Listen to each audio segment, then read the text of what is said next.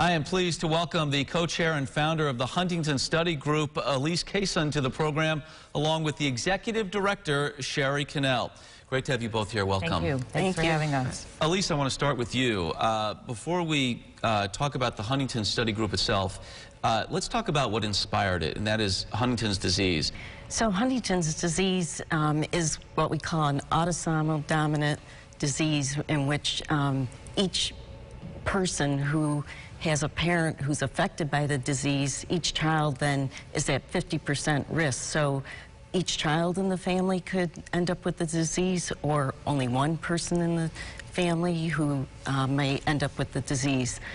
And we know that it starts because there's an abnormal amount of repeat lengths on a certain chromosome, and there's an increase in this protein called Huntington protein. Sherry, I want to ask you about the Huntington Study Group. What is the group doing to address the disease and try and further research into it? So the Huntington Study Group's mission is to seek treatments that make a difference for Huntington's disease, and basically we run clinical trials in Huntington's disease. So pharmaceutical companies who are investigating a compound or a therapy that they think is going to affect a symptom of the disease, or hopefully one day cure this disease, will contact us and we will run their clinical trial. This group was formed back in 1993. That's right. You have now recently reached 100 credentialed research sites. How significant an achievement is that? It's a huge significance because we have an enormous network. Actually, we're a global network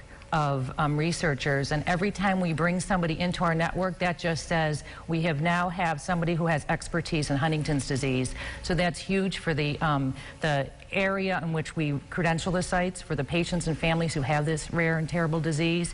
And it's huge for our network, because what that means is when a pharmaceutical company wants to run a clinical trial, we have another research site that can investigate that product. Elise, I want to finish with you. I know to that end you have all these sites across the country.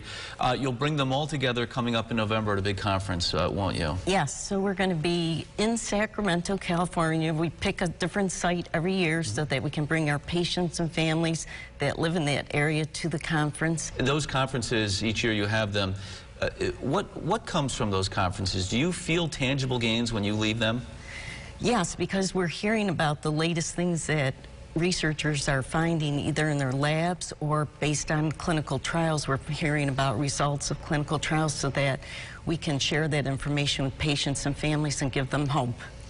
I want to thank you both for coming in. Really appreciate your time this morning. Continued success with the Huntington Study Group and finding a cure for Huntington's disease. We're pulling for you there. Thank you. Thank you. If you want to learn more about the study group and this disease itself, the website is huntingtonstudygroup.org. As always, you'll find that on our site at rochesterfirst.com.